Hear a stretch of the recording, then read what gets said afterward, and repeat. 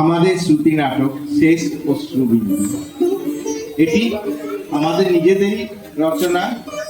আমি আইডিয়াটা দিয়েছিলাম, তারপর উনি কিছু এখানে ইনক্লুড করেছেন। তারপর পরবর্তীকালে আমরা আমার কনিষ্ঠ ভ্রাতা সঞ্জীব মিত্র, ওকে আমি বলেছিলাম, ও সাহিত্যেরই ছাত্র এবং সাহিত্যেরই শিক্ষক, তো ওকে বলাতে ও কিছু এখানে ইনক্লুড করেছে। এটা সম্পূর্ণ আমাদের রচনা, এটা কোনো ইউটিউব বা কোথাও পাওয়া যাবে না।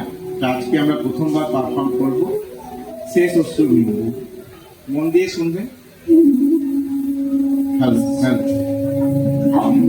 শেষ অশ্রুবিন্দু। আমাদের উপস্থাপনা ভাই বোনের এক মিষ্টি সুমধুর শ্রুতি নাটক। ভালো লাগা বা মন্দ লাগা আপনাদের উপর সম্পূর্ণভাবে ছেড়ে দিলাম। শেষ অশ্রুবিন্দু আমি কোনো বাচক নই, আমি আপনাদের কাছে এসেছি একটা গল্প বলতে, ভাই বোনের গল্প। হয়তো এই গল্পের মধ্যে আমরা আমাদের জীবনের মিল খুঁজে পেতে পারি। আমার গল্পের পাত্রপাত্রী সুদীপ্ত এবং ঐশী সারাদিন ঝগড়া, খুনসুটি, ভালোবাসা নিয়ে ঘর যেন মাতিয়ে রেখেছে, আর ওদের মা অস্থির হয়ে যায়। সেই গল্পই আজকে বলবো। আরে গল্প বলবো কি, আপনারা কান পেতে শুনুন। শুনতে পাচ্ছেন না? ওই যে ঐশীর কণ্ঠ, ওই যে ভালো করে কান পেতে শুনুন, দেখুন শুনতে পাবেন।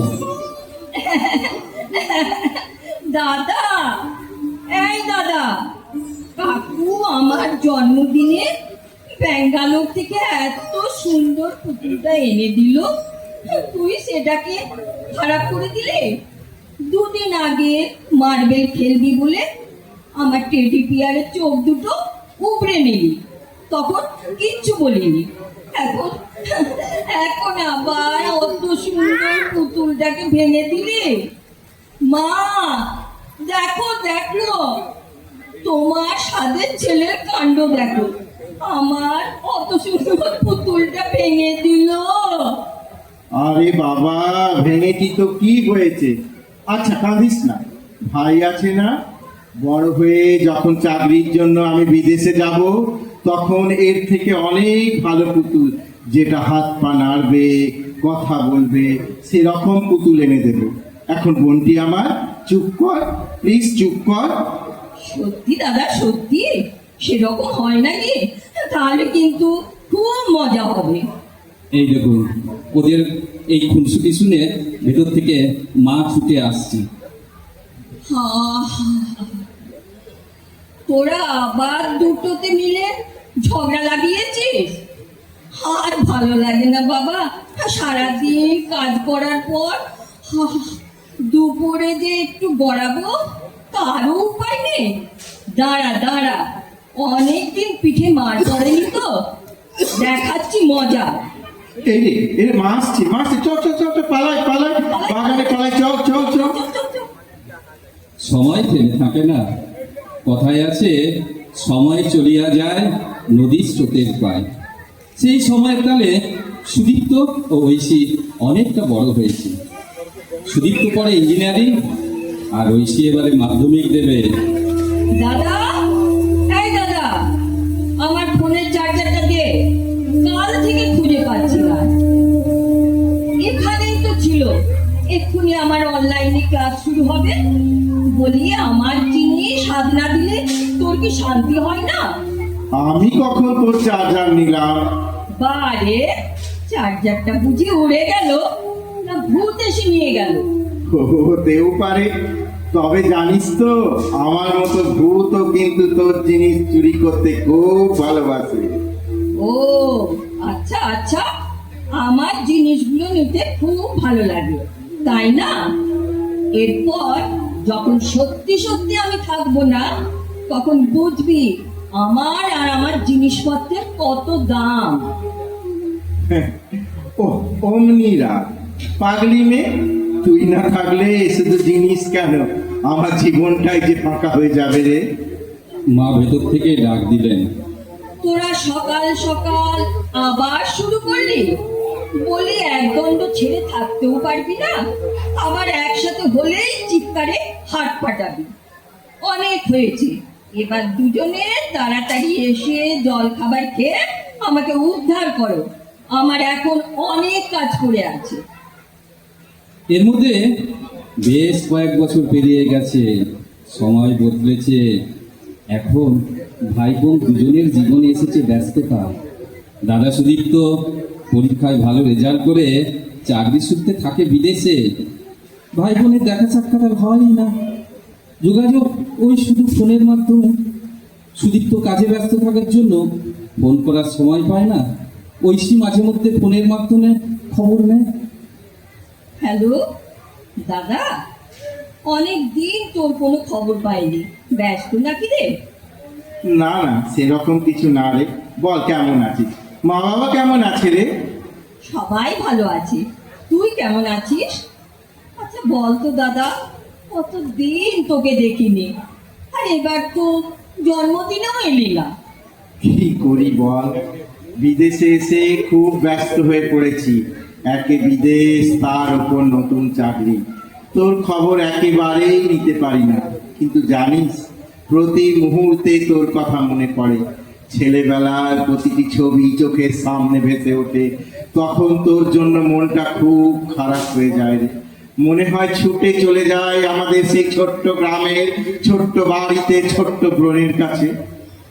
তাহলে তাহলে পরের মাসে তো পুজো, তখন চলে আয়। দুর্গা পুজোতে এবার খুব মজা করব, বাইকে ঠাকুর দেখতে যাব, একসঙ্গে কত আনন্দ করব। আয় না দাদা, লক্ষ্মীটি আয়। না রে, এবারও পুজোতে যাওয়া হবে না, কারণ নতুন কোম্পানিতে জয়েন করেছি তো, ম্যানেজমেন্ট ছুটি অ্যাপ্রুভ করবে না রে। তাহলে ভাইফোঁটাতে আয় না। আগের বছর প্রথম চাকরি বলে জয়েন করবি বলে পুজোর 2 মাস আগেই চলে গেলি। আগের বছর পুজো কেমন কাটিয়েছি সে আমিই জানি, তারপর আর এলি না। এবারও বলছিস পুজোতে আসবি না। দেখিস এরপর যখন আসবি তখন তোর বোনকে আর দেখতেই পাবি না, একেবারে না ফেরার দেশে চলে যাবে। ছি বোন, অমন কথা বলতে নেই। আচ্ছা, আমি যথাসম্ভব চেষ্টা করব কালী পুজোতে, মানে ভাই ফোঁটায় যাওয়ার চেষ্টা করব। আজ রাখি, কেমন? অফিস বেরোতে হবে রে, না হলে দেরি হয়ে যাবে। জানিস তো এখানে সকলে টাইম সম্বন্ধে বেশ সচেতন। কাজের চাপে সুদীপ্ত পুজোতে আসতে পারলো না, কিন্তু এবারে তাকে আসতেই হলো। হঠাৎই খবর পেল তার প্রাণপ্রিয় বোন অসুস্থ। তাই ভাইফোঁটার কয়েকদিন আগে সুদীপ্ত বাড়িতে এসে উপস্থিত হলো। আর বাড়িতে ঢুকেই বোনকে বিছানায় শুয়ে রাখতে দেখতে পেল। চেহারাটা কেমন শীর্ণ হয়ে পড়েছে, তবে দাদাকে দেখেই অসুস্থতা ভুলে খুশি হয়ে ঐশী যেন আনন্দে উঠে বসে চিৎকার করে উঠল। দাদাই এসেছিস? বলেছিলাম না বোনের টানে ভাইকে আসতেই হবে, আমাকে ছেড়ে তুই থাকতেই পারবি না।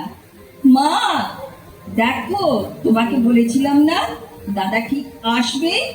এই দাদা, এবার কিন্তু 1 মাস থাকতে হবে। এর মধ্যে আমি একটু সেরে নিই, তারপরে তোর সঙ্গে আমিও কিন্তু লন্ডন যাব।